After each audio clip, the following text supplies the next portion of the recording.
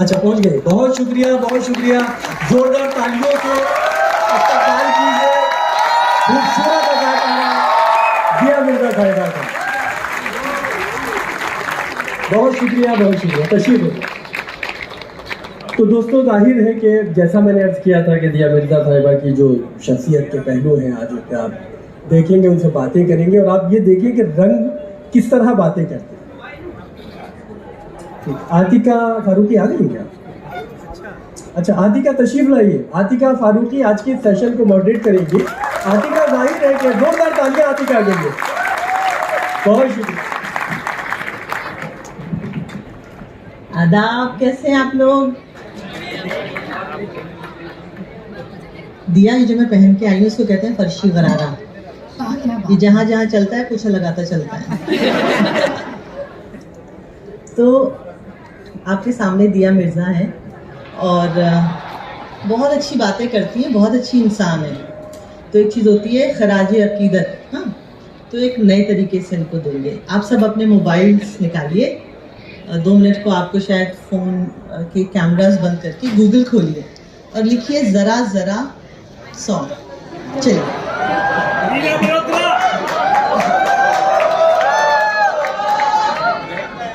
Ready ready, are you ready? उसका दूसरा बंद है, उस पे आइए। चलिए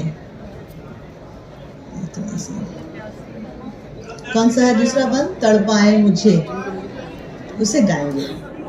चले चलिए चलिए साथ साथ, ठीक है? तड़पाए मुझे तेरी सभी बातें, एक बार ए दीवाने झूठा ही सही प्यार तो कर। मैं भूली नहीं हंसी मुलाकातें, बेचैन करके मुझको मुझसे यूं ना फेर नजर। रूठेगा ना मुझसे मेरे साथिया, ये वादा कर तेरे बिना मुश्किल है जीना मेरा, मेरे दिल पर जरा जरा महकता है बहकता है आज तो मेरा तन बदन। मैं तो आज ये जो भूख और प्यास है ये लिटरेचर, साहित्य, अदब और तहजीब की है। और दिया के बारे में एक बहुत प्यारी बात यह है कि इनका नाम बड़ा खूबसूरत है। उसमें मंदिर के दिया की पाकीज़गी भी है और मिर्ज़ा गालिब का जलाल भी है कि नहीं? तो ये परफेक्ट मंच है दिया मिर्ज़ा के लिए। दिया आदाब। आदाब। जो जरा वक्त लगता है मुद्दे की बात पे आने के लिए। Before you ask me anything, I just want to say मैं आज यहाँ पर आकर आप सबके बीच मौजूद होकर बेहद खुश हूँ। Thank you. इतने सालों के बाद, इतने अरसे बाद एक दूसरे के साथ यहाँ पे फेस टू फेस मिलने का मौका मिल रहा है। This is really special. And मैं ये भी कहना चाहूँगी कि I am a huge fan of जश्न Rekhta and I have the app. I read a poem a day. Don't ask me to recite. But I will of course recite a few that I want to. But my life is richer and fuller because of Rekhta. So thank you, Rekhta. Thank you so much. Thank you, Rekhta. Thank you, Jashn Rekhta. Thank you to Mr. Sanjeev Saraf, who's the convener of this entire thing. आप हैदराबाद में, हालांकि I don't like a linear way of talking to someone about their life, but एक बड़ी दिलचस्प बात आपसे जो जुड़ी है दिया, वो ये है कि माना जाता है कि हिंदुस्तान में अदब के जनरली 2 सीट्स हैं, एक लखनऊ है और हैदराबाद है। हालांकि ये डिबेटेबल है, मैं माफ़ी चाहती हूँ, लेकिन ऐसा माना जाता है। अच्छा, जावेद साहब से हम जब मिलते हैं, शबाना आज़मी से, तो हमारा उनसे एक बात पे झगड़ा ज़रूर होता है। मैं उनसे पूछती हूँ और आप लोग भी बताइए, भाई हैदराबादी बिरयानी में टमाटर क्यों डालते हैं? कौन बोला आपको टमाटर डालते हैं? बिल्कुल नहीं, गलत बात। नहीं, ये बम्बैया बिरयानी में टमाटर डालते हैं, हैदराबादी बिरयानी में बिल्कुल नहीं डालते। अच्छा चलिए, आज एक बात तो साफ हो गई। तो ये बताइए कि हैदराबाद में आपने अपनी ज़िंदगी का शुरुआती सफ़र तय किया था और लखनऊ, हैदराबाद, भोपाल ये कुछ सीट्स ऐसी हैं जहां आप अगर फॉर्मेटिव ईयर्स अपने जी लीजिए तो वो सारी ज़िंदगी के लिए इम्प्रिंट हो जाता है आपके जहन में। मिसाल के तौर पर सबसे बड़ी बात तो ये कि आप हमेशा अदब से बात करते हैं, जी से जवाब देते हैं और एक जनरल बिहेवियर में आपकी एक अदब आ ही जाती है और लोग पूछते हैं आपसे, भाई आप लखनऊ के हैं, आप हैदराबाद के हैं, क्या भोपाल से तशरीफ़ लाए हैं? तो आपकी ज़िंदगी में हैदराबाद के हवाले से मुशायरों में क्या आपका उठना बैठना बचपन में था? कविता सम्मेलनों में क्या आप जाती थी? पोइट्री घर में पढ़ी जाती थी? क्या माहौल था? बहुत सही सवाल किया आपने, बिकॉज आई थिंक अगर मैं हैदराबाद से नहीं होती तो मुझसे जुड़ी कई बातें हैं वो शायद नहीं होती और मैं जिस तरह हूँ वो शायद वैसे नहीं होती। तो Hyderabad is a part of my life and my culture and my understanding of life. अदब बहुत मायने रखता था घर पे।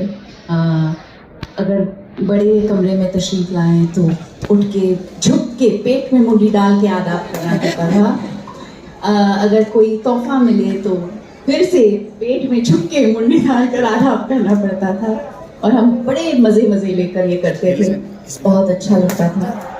लेकिन आई थिंक सबसे ज़्यादा अहमियत दी जाती थी तमीज़ को, कि आप तमीज़ से पेश आएँ उन सब से, जिससे भी आप, बड़ों से, छोटों से, हमरूह से, जब भी आप बात कर रहे हो तो तमीज़ से पेश आएँ। और हमारे झगड़ों में भी तमीज़ होती है, हाँ, और कहा जाता है कि गालियों में भी तमीज़ होती है। But the beauty about growing in Hyderabad was of course the influence of my dadi and Abba and the home that I grew up in. Joint family थी तो बड़ों के साथ उठना बैठना पलना था, उनके साथ दादी की जो शौक, she was very cultured lady. I can never forget the way she dressed, the way she carried herself. In fact, I don't know why I haven't spoken about her more. I should, because she was such a graceful lady and she was so well read. She would read the newspaper front page to back. I don't recommend the same now, but back in the day it was something that was considered to be the best thing to keep yourself informed. And she loved music and loved poetry, and Abba loved music and poetry.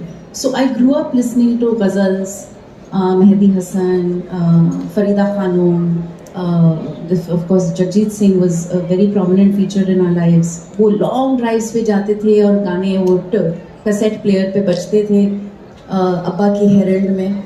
He had a silver herald with black corduroy, tapestry, and he used to drive that car with such pride. और धीरे धीरे चलती जाती थी गाड़ी, और बारिश में स्पेशली बड़ा मज़ा आता था ये गाने सुनना. और तो ये माहौल था. ऑफ कोर्स मुशायरों में भी जाने का मौका मिलता था. इनफैक्ट जब हम घर पे भी पार्टीज रखते थे, very often we would invite poets to come and recite poetry. It was a very big part of growing up. So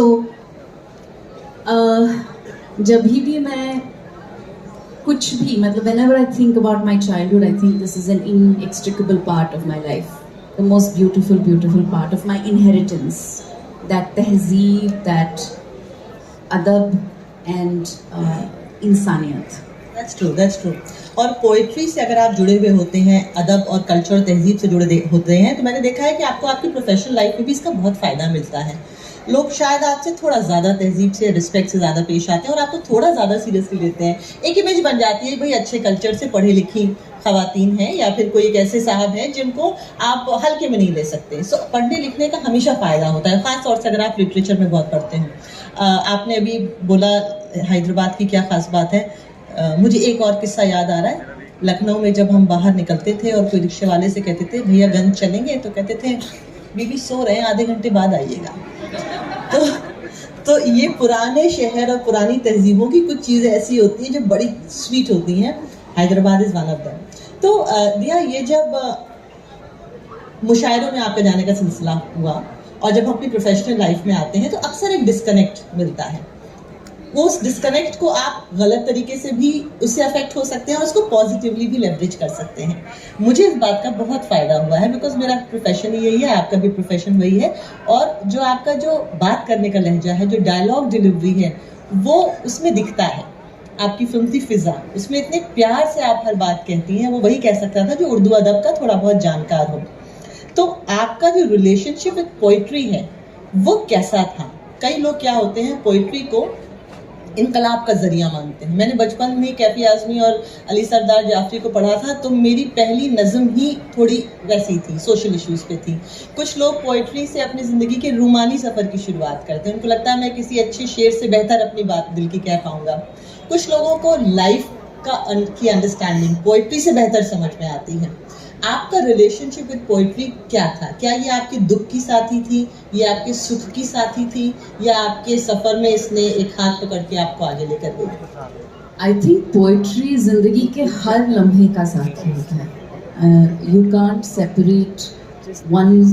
so when you are younger, I guess aspiration होती है poetry में। जब आप अल्फाज सुनते हैं और सोच समझने लगते हैं तो आपको ऐसे लगता है काश मैं ऐसे सोच पाती। यू नो, एक you feel a sense of aspiration. I want to think like this, I want to feel like this. कोई मुझे मिल जाए जो मुझसे ऐसा प्यार करता हो या मुझसे ऐसे प्यार का बयान करता हो। और फिर जैसे आप बड़े होते हैं, जैसे आपने कहा, एक इनकलाब भी जाग उठता है, and then you associate yourself and start reading more of that poetry. But as an artist, as an actor, मैं हमेशा एक पोएम या दो पोएम्स रखती हूँ अपने साथ कि ये कैरेक्टर इस पोएम से बहुत इंस्पायर्ड होगा। और जब भी मुझे एक रेफरेंस पॉइंट की ज़रूरत पड़ती है तो मैं जाकर वो पोएम पढ़ लेती हूँ। जैसे कि मैंने हाल ही में कुछ साल पहले एक बहुत खूबसूरत कहानी में काम किया था। उस कहानी का नाम है काफिर। It's a series on ZEE5। Thank you. तो जब हम काफिर की वर्कशॉप्स कर रहे थे तो ऑफ कोर्स 5 सवाल उठाए गए कि what are the 5 elements you want to think of when you think of this character. तो वो तो लिख लिए थे, but then I identified Kaifi Azmi साहब्स औरत। And I said, this is the poem I'm going to refer to whenever I need to remember these 5 points. So poetry, I feel, has had a very different effect and impact on me. My husband is very sweet. He writes me a nazam every time I come back home from out of town. और वो खुद से लिखते हैं, उनको भी poetry की बहुत मतलब समझ है और बहुत प्यार है पोइट्री से। सो ही राइट्स अ नज़म and I have collected all those cards. There are quite a few now. I wonder when he stop, but you never know, this may go on forever. ये बात सही है कि कभी-कभी एक बहुत बड़ी बात आपको कहनी है और एक अच्छा सा शेर उस पे मिल जाए तो 2 सेंटेंस में वो बात बयां हो जाती है। जैसे यहाँ पे बहुत सारे लोग हैं, कई मुशायरों में नहीं भी होते हैं, तो वहाँ के लिए किसी ने शेर पढ़ा था कि कुर्सियों को सुनाइए गज़लें, कुर्सियों को सुनाइए गज़लें, कत्ल की एक शाम और सही। कितना खूबसूरत है। और हमारे भी घर में, अगर वो, मैं इंडस्ट्री में भी ऐसे जुमले पढ़ देती हूँ कि किसी ने ख़राब तरीके से बात की या कोई वो कर रहा है, तो हम कहते थे कि लतीफ़ बात भी अहबाब को खटकती है, लतीफ़ बात भी अहबाब को खटकती है, न जाने कौन सा कांटा मेरी जुबान में है। तो वो lesser words and greater impact, वो पोइट्री का कमाल है। तो आप बहुत पढ़ती लिखती हैं, ये मुझे दिया के बारे में पता है। आपको सबको ऐसा लगता होगा कि फिल्मी दुनिया के लोग पढ़ते नहीं हैं, ज़्यादा लिखते नहीं, ऐसा लगता है कि आपको? ये गलत धारणा है, ये धारणा एकदम गलत है। फिल्मों में लोग बहुत पढ़ते हैं और हम लोग बहुत महफिलें अपने घर में करते हैं, बहुत बैठकें करते हैं। दिया भी ऐसी कई जगहों पे जाती हैं जहाँ पढ़ने लिखने का माहौल होता है, कोई नज़म पढ़ रहा होता है, कोई कविताएं पढ़ रहा होता है, और ये खुद भी थोड़ा बहुत लिखती भी हैं और बहुत पढ़ने की शौकीन है। तो कुछ सुना दीजिए।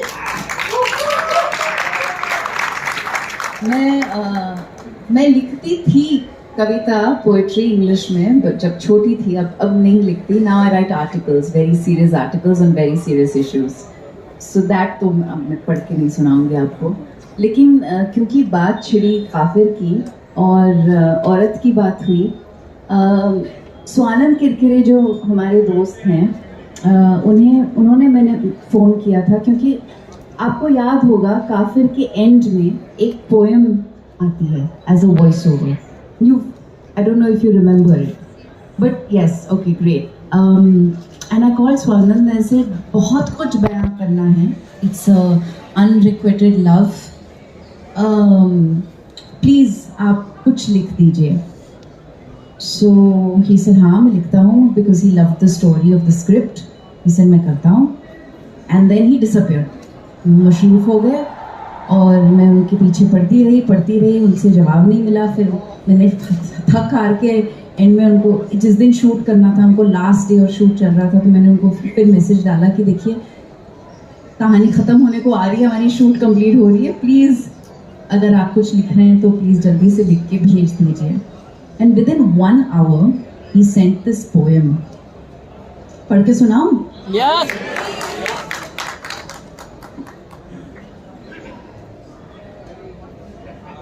तो आपको याद होगा, कहानी है एक ऐसी लड़की की जो पाकिस्तान के नदी में डूब जाती है and she gets washed ashore on the India side. Many years later, a journalist sees a young girl going to school from jail, और he gets inquisitive about कौन है ये लड़की, स्कूल क्यों जा रही है, किसकी बेटी है. And then he finds out that this is a woman who's from Pakistan in jail, has had this daughter while she was imprisoned, and it's the story of her freedom.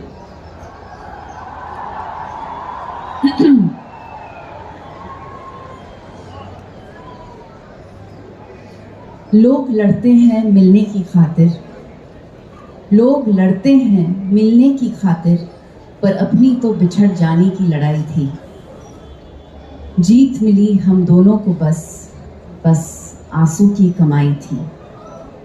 तुम पंछी थे और मैं थी मछली, हम दोनों की अलग थी दुनिया, अलग जुबान और अलग जहां. सब कहते थे हम दोनों को इस दुनिया में मेल कहाँ, पर भूल नहीं पाऊंगी वो लम्हा जब तुमने दिल की धड़कनें सुनाई थी. लोग लड़ते हैं मिलने की खातिर, पर अपनी तो बिछड़ जाने की लड़ाई थी. ये बिछड़ना मिलना ही तो शायद मोहब्बत है, ये बिछड़ना मिलना ही तो शायद मोहब्बत है. अपने प्यार को वो दे देना जिसकी उसे ज़रूरत है. हम दोनों थे कैद कहीं अपनी समझ की सलाखों में, तुमने ऐसे रिहा किया खुद आज़ादी शर्माई थी. लोग लड़ते हैं मिलने की खातिर, पर अपनी तो बिछड़ जाने की लड़ाई थी. ये मेरा फेवरेट पार्ट है. मिलेंगे हम ये वादा है, रोज रात को चांद के जरिए. मैं भेजूंगी पैगाम तुम्हें इस बहती हुई हवा के जरिए. साथ रहेंगे सोच में दोनों, नाजुक नाजुक यादों में. रोज तुम्हारा जिक्र रहेगा इधर उधर की बातों में. मैं कहूँगी मुझको एक मिला था पागल, जिसने जिंदगी सिखाई थी. तुम कहना सबसे एक जिद्दी पड़ोसन अपने घर भी आई थी. लोग लड़ते हैं मिलने की खातिर, पर अपनी तो बिछड़ जाने की का लड़ाई थी. बहुत अच्छा, बहुत अच्छा. हिंदी सिनेमा में, ओटीटी की दुनिया में कुछ बहुत अच्छे राइटर्स हैं जो बहुत अच्छा काम कर रहे हैं, मानते हैं आप, है ना? और हमारे बहुत सारे राइटर्स हैं. कल शकील आजमी साहब आए थे और बहुत सारे writers. Actually, the entire dialogue translation of the script, it was originally written in English by Bhavani Iyer. It was totally transcribed into Urdu by another gentleman. And मैं सबसे, I think, अहमियत की बात ये है कि हमारी जो जितनी भी, जहाँ पे भी सिचुएशंस होती हैं जहाँ पर बहुत कुछ बयां करना पड़ता है, लेकिन अल्फाज नहीं होते या सीन नहीं कर पाते या ज़्यादा कुछ कह नहीं पाते, तो वहाँ पे पोइट्री आ जाती है, and that's the work that poetry does and leaves such a beautiful impact. बिल्कुल। और हाल ही के दिनों में देखिए मुंबई में भी बहुत ज़्यादा एक तरह का डायलॉग चल रहा है जहाँ पे राइटर्स ये कह रहे हैं कि हमारे कामों को भी जानो और पहचानो, और वो इसके लिए लड़ भी रहे हैं। तो मैं एक बार मेंशन करना चाहूँगी कि कुछ राइटर्स हैं, प्लीज़ आप उनका काम look up for their work. Swanand Kirkire उनमें से एक हैं, अन्विता दत्त हैं, मयूर पुरी हैं, वरुण ग्रोवर हैं, अमिताभ भट्टाचार्य हैं, अभी और नाम नहीं याद आ रहे, लेकिन बहुत सारे लोग हैं। तो जो बोल लिखता है उसकी भी उतनी ही वैल्यू होना चाहिए जो उन बोलों को गाता है और जो उन बोलों को चेहरा देता है और जो उनको कंपोज करता है। तो एक बहुत इंपॉर्टेंट डायलॉग है जो आर्ट एंड कल्चर की दुनिया में होना चाहिए। कल जावेद साहब यहाँ थे दिया, और आपका एक बहुत लंबा एसोसिएशन शबाना जी जावेद साहब के साथ रहा है। शबाना जी के साथ आप लोगों ने जो वो फिल्म की थी, बहुत प्यारी सी फिल्म थी तहजीब, और उसमें वो आपकी मदर बनी थी। बड़ा ही इंट्रिकेट रिश्ता था। डायरेक्टर ने बहुत अच्छे से, खालिद भाई ने बहुत अच्छे से उसको इंटरप्रेट किया था अपनी फिल्म में, और बड़ा ही जेंटल सब्जेक्ट था। इन दोनों के साथ जो आपका रिश्ता है, दोस्ती है, उसका आपकी ज़ाती ज़िंदगी पे और आपकी प्रोफेशनल लाइफ पे क्या असर पड़ा है? It's tremendous. I think I'm deeply enriched by their presence in my life. Shabana जी एक ऐसी शख्सियत है जिनकी वजह से मेरी सोच को एक बहुत बड़ी और बहुत गहरी दिशा मिली। मेरे ज़िंदगी का और अपने पेशे को समझने का ज़रिया मिला, और उसको अपने आप को भी बेहतर समझने का ज़रिया मिला। She is somebody who I've always looked up to and admired. और जब आप पोइट्री की बात करते हैं, मुशायरों की बात करती हैं, जिस तरह exposure to art and culture, इन दोनों को जानकर बहुत कुछ मिलता है। मुंबई में जो रेगुलर इंटरेक्शंस होते हैं, जो स्टेज और थिएटर कल्चर है, पृथ्वी पर हम बहुत जाते हैं, और उनके घर पर भी जब भी हम जाते हैं, आप लोगों को, मतलब मैं तो हमेशा हैरान हो जाती हूँ बाय जावेद साहब्स मेमोरी, है ना। वो कैसे सब कुछ याद रखते हैं और ऐसे बोल देते हैं, पट पट पट पट पट पट पट। अपनी खुद की पोइट्री तो बोल लेते हैं, दूसरों की भी बोल लेते हैं, सबकी बोल लेते हैं, और मैं उनको बस देखती ही रह जाती हूँ, और हमेशा ये सोचती हूँ कि जब मैं बड़ी होंगी मैं उनके जैसे बनना चाहूँगी। But their inheritance is rich, their legacy is rich. In fact, आज शाम को दोनों के किताब लॉन्च होने वाले हैं। They're both celebrating their parents' poetry, both of their fathers' selected poems. So please किताब पढ़िए, और I think I'm blessed and enriched by them in my life. यकीनन। अभी कल ही यहाँ इसी मंच पे थे जावेद साहब, उन्होंने बताया अपनी किताब जादूनामा के बारे में भी, और बड़ी इंटरेस्टिंग बात उन्होंने बताई कि उनके फादर इंडियन फ्रीडम मूवमेंट में एक्टिव थे, और उनको सजाए काला पानी दिया गया था। और आज भी आप अंडमान में जाके किसी से पूछिए कि खैराबादी की मज़ार कहाँ है, तो वो आपको बता देगा। तो ऐसी फैमिली है यकीनन। दिया फिल्मों के अलावा बहुत अच्छे काम कर रही हैं। आप में से सिंगल यूज़ प्लास्टिक इस वक्त जल्दी बताइए किसके पास है? जल्दी से पर्स में देखिए, किसी के पास प्लास्टिक है क्या? है? हाँ, प्लास्टिक की बॉटल्स हैं। और किसी के पास प्लास्टिक्स हैं? क्या आप लोग घर में यूज़ करते हैं सिंगल यूज़ प्लास्टिक्स? प्लीज़ मत कीजिए, क्योंकि दिया बहुत एक सस्टेन्ड प्रोग्राम के तहत इसके खिलाफ काम कर रही हैं। और ये UN एनवायरनमेंट गुडविल एम्बेसडर भी हैं, और UN सेक्रेटरी जनरल के साथ भी बहुत क्लोजली काम कर रही है, बहुत मुद्दों पे काम कर रही हैं, न सिर्फ eradicating plastic. In fact they had pledged to eradicate it completely till this year 2022, लेकिन लड़ाई अभी जारी है। बॉम्बे में अफरोज शाह बहुत अच्छा काम कर रहे हैं। कुछ ऐसे लोग हैं जो लग कर उन चीज़ों पे काम कर रहे हैं जो आपको फिलहाल दिखाई नहीं दे रही हैं, लेकिन बाद में दिखाई देंगी जब उसका बहुत बुरा असर होगा। और ऐसा लगता है कि अरे ये तो छोटी सी बात है, लेकिन ये नहीं, ये बहुत बड़ी बात है। लिटरली ज़िंदगी और मौत की बात है ये। जिस एनवायरनमेंट में हम रह रहे हैं, वो जिस कदर पोल्यूट हो चुका है, उसमें क्या करने की ज़रूरत है, और दिया आप इससे क्यों जुड़ी, क्या अर्जेंसी आपको फील हुई, वो ज़रूर बताइए। तो इंटरेस्टिंग बात यह है कि बचपन से घर में प्लास्टिक का इस्तेमाल नहीं होता था। मॉम कांच की बोतलों को रिसाइकिल करती थी, या मटके का पानी होता था, बड़े बड़े लाल मिट्टी का मटका, उसमें पानी बहुत ठंडा भी होता है, और मैंने अभी हाल ही में जाना कि पानी अल्कलाइन भी होता है। स्कूल हम लोग मेटल बॉटल लेकर जाते थे। ये यूज़ एंड थ्रो कल्चर उतना प्रोमिनेंट था नहीं 80s में। प्लास्टिक की थैलियाँ भी यूज़ नहीं होती थी, क्योंकि घर से हमारा या तो कपड़े का या जूट का बैग चला जाता था बाज़ार जब जाते थे। और बहुत सारी ऐसी जो कन्वीनियंस के नाम में चीज़ें आई हैं। किराना की दुकान से तो कुछ नहीं, मतलब शायद बिस्किट या वैसे कुछ चीज़ें आती थी, चाय की पत्ती, शक्कर। मोस्टली गंज से आता था सब कुछ सामान, होलसेल से। तो सीधा वो जो बड़े इनफैक्ट आप लोगों ने gunny bags gunny fabric use किया है। You made your entire festival plastic free, which is beautiful. So big congratulation to Jashn Rekhta, thank you for making Jashn Rekhta sustainable. लेकिन तो बड़े गनी बैग्स में से सामान डायरेक्टली उठता था, और हमारे घर पे छोटे गनी बैग्स में सब आ जाता था, दाल चावल सब कुछ। Of course modernity and the influence of the West, or maybe other societies, and the idea of convenience trickled in. तो प्लास्टिक का एक inadvertent इस्तेमाल होने लगा।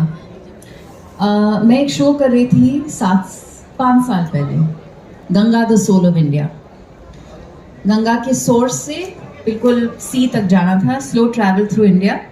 और जब मैं गंगोत्री के पास प्लास्टिक देखने लगी, और उस सारे रास्ते मैंने बहुत सारा प्लास्टिक देखा, और तब मुझे इस बात का एहसास हुआ कि हम रोज़ाना ज़िंदगी में इतना प्लास्टिक इस्तेमाल करते हैं, और वो इतनी गहराई से हमारे सबकॉन्शियस में चला गया है, as an acceptable item of consumption, कि हम प्लास्टिक को देखते ही नहीं। हमें एहसास होता ही नहीं कि ये प्लास्टिक का है। जैसे कि प्लास्टिक का टूथब्रश, सुबह में उठते हैं, हम दांत मांज लेते हैं, हम सोचते हैं क्या ये एक प्लास्टिक का टूथब्रश 800 साल तक पड़ा रहेगा और शायद कभी कहीं नहीं जाएगा। और एक लाइफ में मैं कितने प्लास्टिक टूथब्रशेस यूज करूंगा या करूंगी। We don't really calculate the quantum of waste we create as human beings, and plastic is one of those wasteful materials that is so toxic and harmful to the environment. क्या आप जानते हैं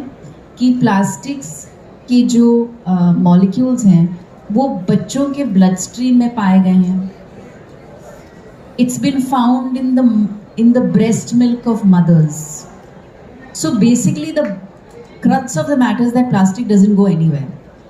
Now the question is, how do we change human behavior? How do we change industries? How do we make industries responsible for their packaging? It's a big and a tall fight, and like most industries that are born from fossil fuels, this is also a hard battle to win.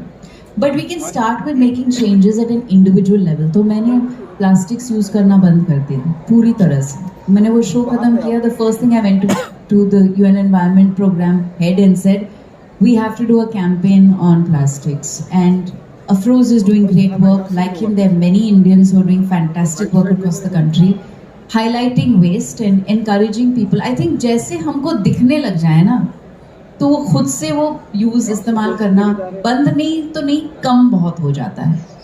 So I haven't used a single plastic bottle in 5 years. I never use a plastic bag.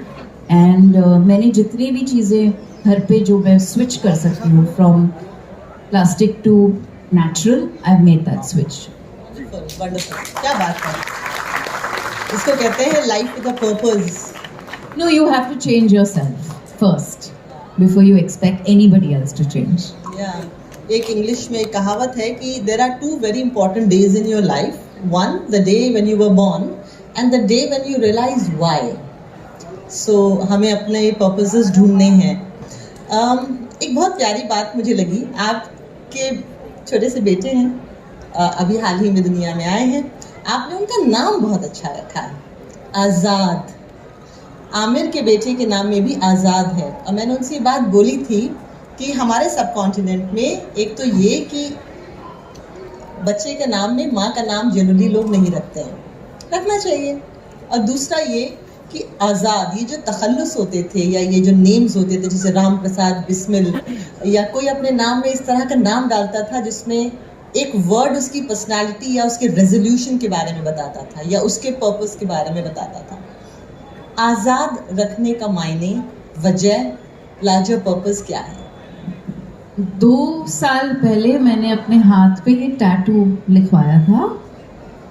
Hindi में लिखा है पर दिखता उर्दू है, और लिखा है आज़ाद। और मैंने ये इसलिए करवाया था, I have no other tattoos, this is the only tattoo I have. मैंने ये इसलिए करवाया था क्योंकि I discovered something that was very powerful and it really changed my life.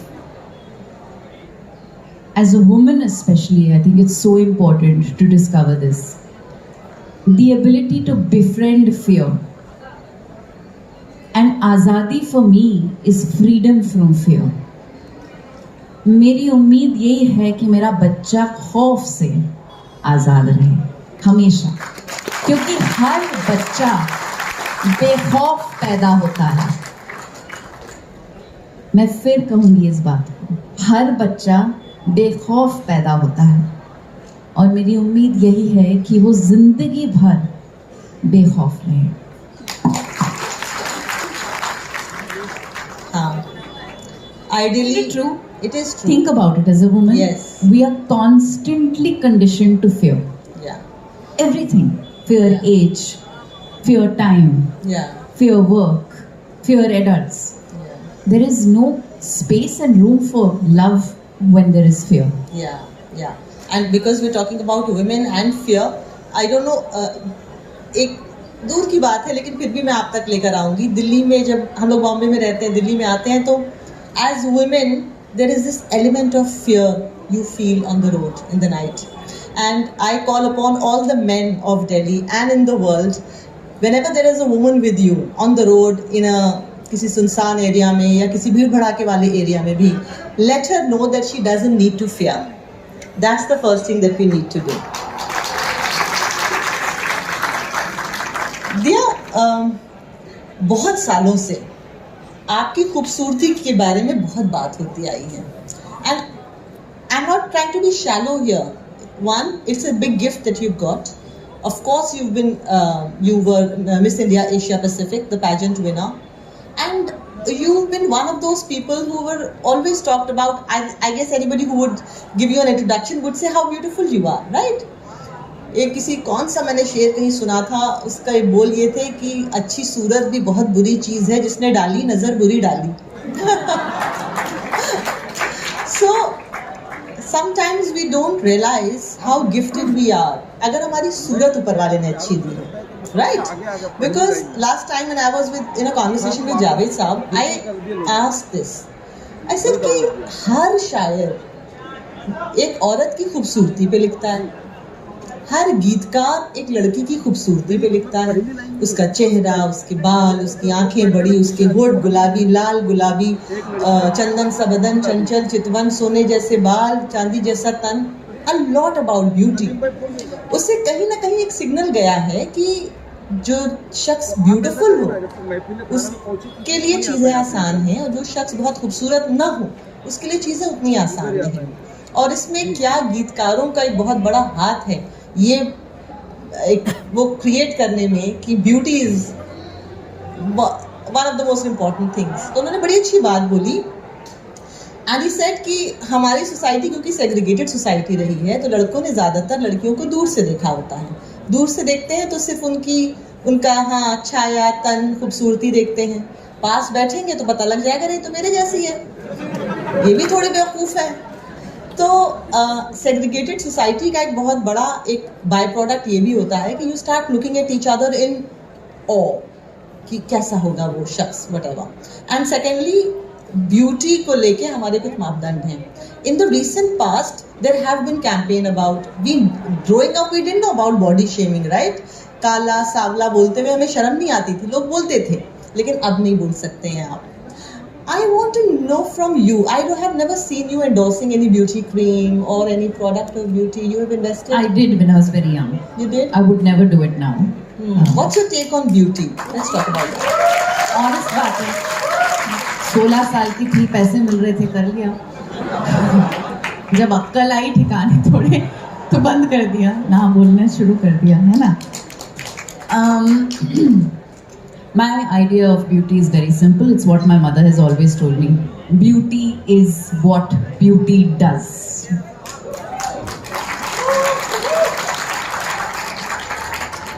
It's as simple as that.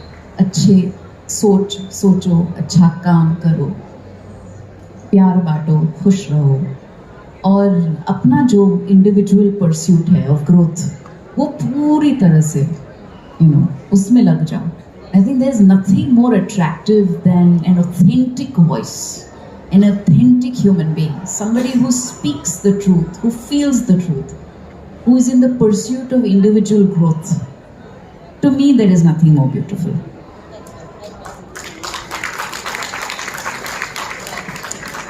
In this time, is it possible to kind of excel in the film industry as an actress, even if you're not very beautiful? That's a trick question. Atika wants to get me into trouble.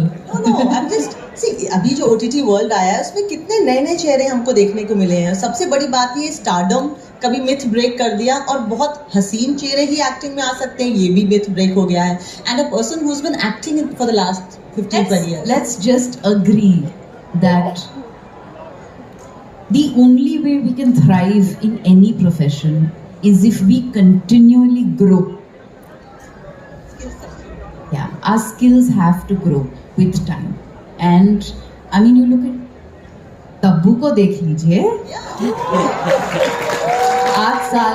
इस साल के सबसे बड़े 2 जो hit फिल्में हुई हैं वो उनमें है, दृश्यम एंड भूल Bhulaiyaa. Yeah, so I mean, look at her. She's a powerhouse actor, and I mean, that is the kind of artistry that one would want to aspire for. Diya, it's been such a long time that you've been in the industry. और आपने generally अकेले ही बहुत कुछ किया है life में। एक शेर था कि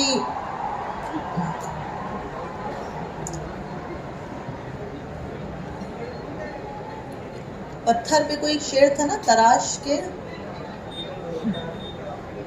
कोई बताइए जिसमें किसी की ग्रूमिंग पे कोई शेर हो। एक बहुत अच्छा शेर है, जैसे याद आएगा मैं बताऊंगी। रसरी आवत जात है, जोर से बोलिए। रसरी आवत जात है, सिल पर पड़त निशान, करत करत अभ्यास के जन्मति हो सुजान, रसरी आवत जात है, सिल पर हो निशान।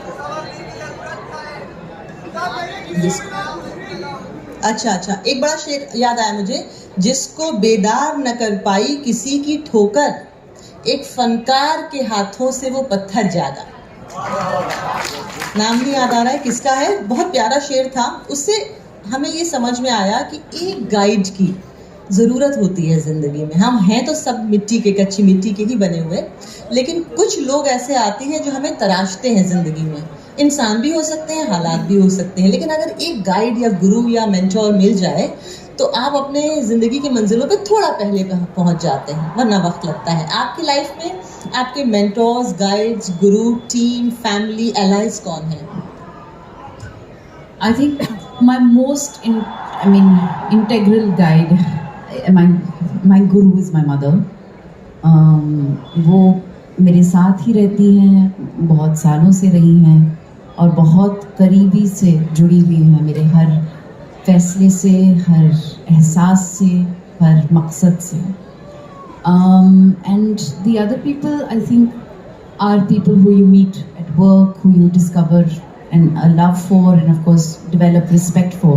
So there's Rajkumar Hirani, there's Baman Hirani, there's Shabana ji, there's Javed Saab, there's Zoya Akhtar. These are some of the most rich and treasured influences I have in my life. And just in case film industry में जो लोग ना रहे हों, या आप लोगों ने बॉम्बे आके इंडस्ट्री को ना महसूस किया हो, एक इमेज एक होती है कि भाई इंडस्ट्री ऐसी होगी, आपको पता नहीं कैसी होगी, या आपके जो दोस्त बता रहे हैं, या टीवी पे जो देख रहे हैं, या अखबारों में जो पढ़ रहे हैं, या मैगजीन में जो पढ़ रहे हैं, उससे एक इंसान एक तस्वुर सा बना लेता है इंडस्ट्री का। मैंने ये देखा है कि आउटसाइड से हमारी फिल्म इंडस्ट्री बहुत अलग लगती है, लेकिन जब आप 15-20 साल इंडस्ट्री में बिता लें तो एक अलग एहसास होता है। इतनी कमराडरी है, इतनी दोस्ती है और इतनी सिंप्लिसिटी है। इसको कहते तो है ग्लैमर की दुनिया, बट है नहीं उतनी ग्लैमर की दुनिया। इसमें परेशानियां भी हैं, जद्दोजहद भी है, अच्छे दोस्त भी हैं, सच्चे दोस्त भी हैं, बहुत मेहनत भी लगती है, लेकिन आप मेहनत करने को तैयार हो तो उसका फल भी जल्दी मिलता है। फिल्म इंडस्ट्री के बारे में क्या कहना चाहेंगे, आपके एक्सपीरियंसेस क्या रहे? बहुत खूबसूरत जगह है। जितना कुछ मुझे यहाँ पे सीखने को मिला है शायद ही कहीं और सीखने को मिलता। इतनी डाइवर्सिटी है, इतनी इंक्लूसिविटी है, इतने अच्छे लोग हैं, अलग अलग streams of thinking, walks of life, सब आकर एक साथ मिलकर एक कहानी को बनाने की कोशिश करते हैं, कहानी को कहने की कोशिश करते हैं। पिछले 3 सालों में मैंने कुछ बहुत इंटरेस्टिंग फिल्म्स पर काम किया। एक तो अनुभव सिन्हा के साथ मैंने एक फिल्म बनाई थप्पड़, देखिए आपने? तो जब हम उस फिल्म पर काम कर रहे थे तो ऐसे लगता था कि हम पार्टी कर रहे हैं। एक रोज़ एक बैठक होती थी, हम रोज़ बहुत सारी बातों पर गहराई से उसको समझने की कोशिश करते थे, इंट्रोस्पेक्ट करते थे। There would be debates, heated debates, a lot of intellectual stimulation. Ratna Pathak Shah, Taapsee, Firebrand. Then of course there were so many other amazing artists on that film. So it was great fun. And Anubhav himself is a very interesting human being, very layered, very brilliant mind. वो dialogue लिखते हैं और ऐसे लिख देते हैं और फिर आप पढ़ते हैं, उसको समझ जाते हैं, लेकिन फिर you go back to it and you hear it again and you like oh my God, did he actually say that?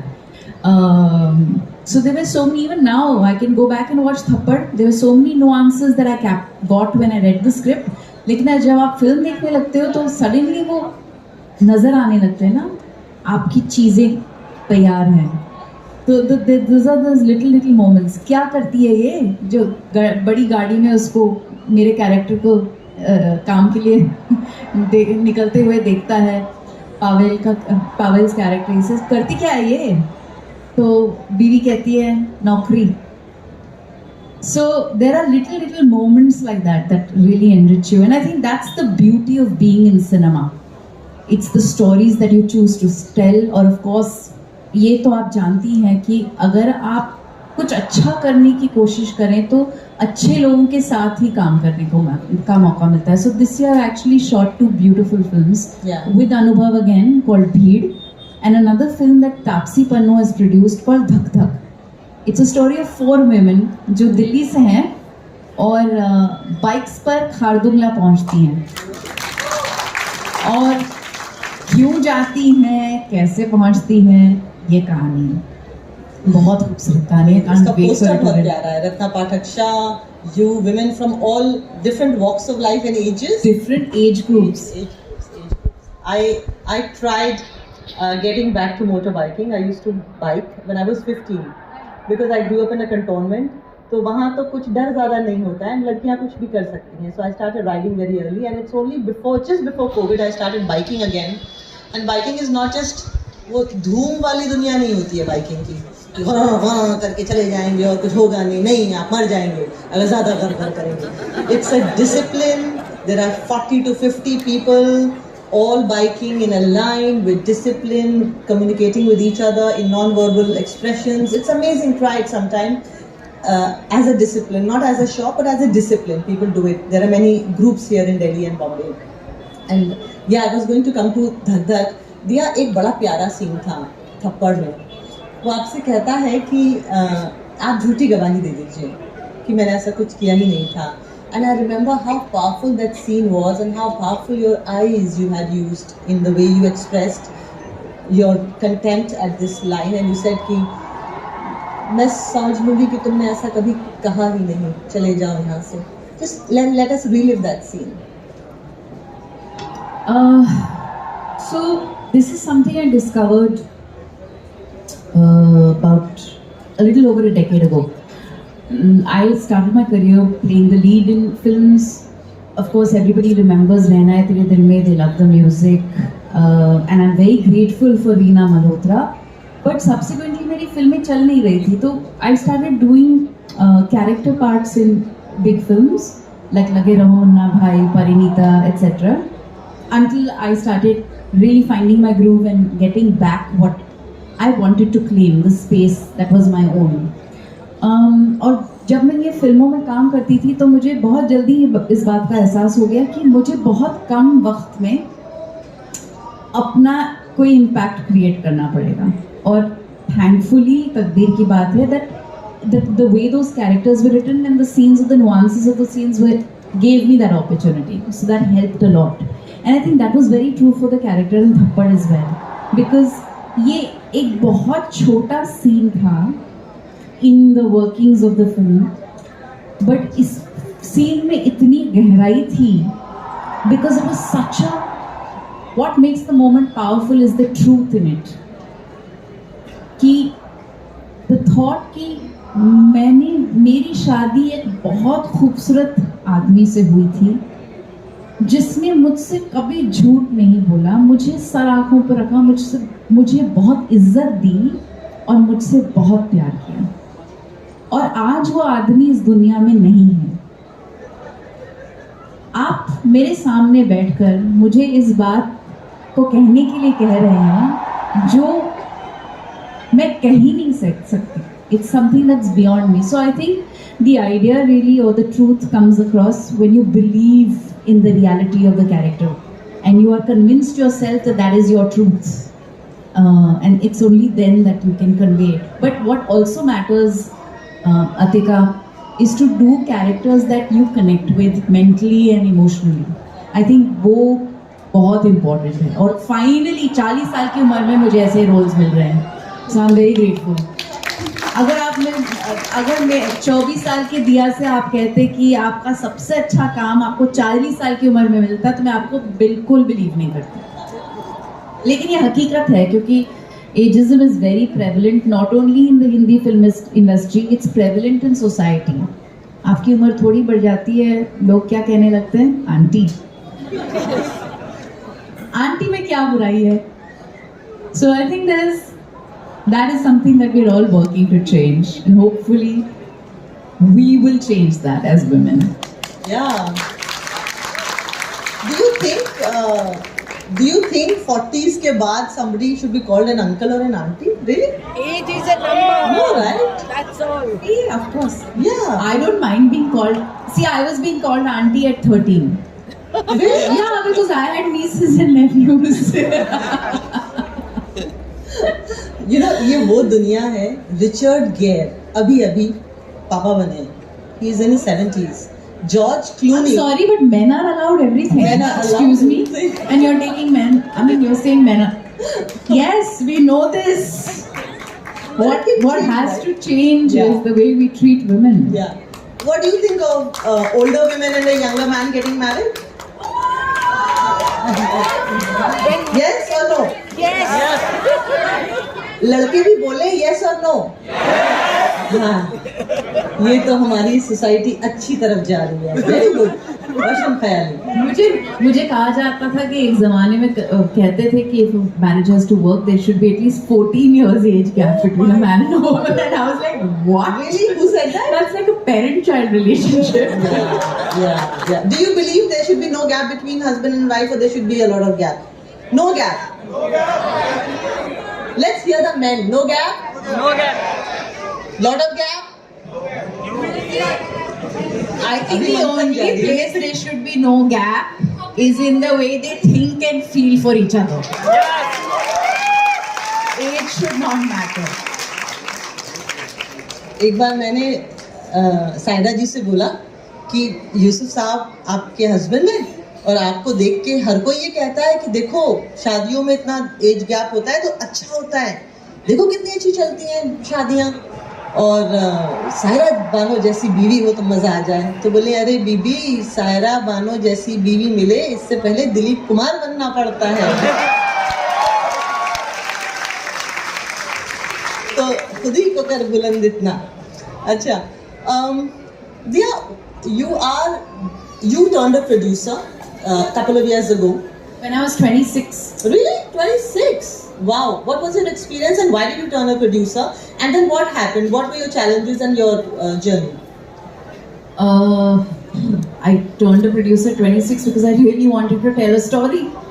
Or nobody else was going to say it. So I decided to say it myself. And which was that film? Love Breakup Zindagi. Love Break. जिसके लिए जावेद साहब ने भी lyrics लिखे. जी, उसमें बहुत सारे खूबसूरत लोगों ने guest appearances भी किए, and there was a beautiful ensemble cast. All the actors have gone on to doing very interesting things with their lives. But we had Shah Rukh Khan in it, we had Shabana ji in it, we had Ritesh Deshmukh, Paman Irani, beautiful people who helped us. गाने बहुत खूबसूरत हैं उस film के, जावेद साहब ने लिखे, सलीम सुलेमान ने उस फिल्म में music the. And it was a beautiful experience. I really enjoyed making the movie. It was very hard. Film के पहले शेड्यूल में हमें पता चला कि सारे पैसे जो बजट हुए थे वो खर्च हो गए. फिर हमको मतलब हाथ पैर जोड़ के पता नहीं कैसे हमने अपने दोस्तों के घरों में इधर उधर भीख मांग के फ्री में हर जगह शूटिंग कंप्लीट की. And then we managed to release the film. The second film I made was a film called Bobby Jasoos, which was with Vidya Balan. It was a film that I paid tribute to my hometown, home city Hyderabad. उसमें अगर आप dialogue सुनेंगे तो उसमें आपको दक्कनी उर्दू सुनाई पड़ेगी. बहुत खूबसूरत कहानी है और उम्मीद करती हूँ अगर आपने ना देखी हो तो प्लीज़ देखिए. बहुत प्यार से, बहुत शिद्दत से बनाई गई फिल्म है. दक्कनी उर्दू जो है ये एक मिस्टीक है. दक्कनी उर्दू, तो दक्कनी उर्दू लखनऊ की या अवध की उर्दू से क्या अलग होती है? कितनी अलग होती है? हाँ. अच्छा, यहाँ पे इलाही है क्या? हाँ, इलाही हफ्तुल्ला है क्या? पीछे बैठे, जरा आ जाओ ना, मेरे से बातें करो. इला पूछ रहे हैदराबादी. इलाही कम क्विकली आ जाओ. सो इलाही है, इलाही फिल्म प्रोड्यूसर है, एक्टिंग भी कुछ में की है इन्होंने. ये फिल्म इंडस्ट्री की बहुत पुरानी मेंबर है, हैदराबाद से हैं. नागेश और इलाही ने वो फिल्म बनाई थी, कौन सी? अरे बहुत सारी. पहली फिल्म जो थी इतनी जबरदस्त पॉपुलर फिल्म है, अभी आने दो.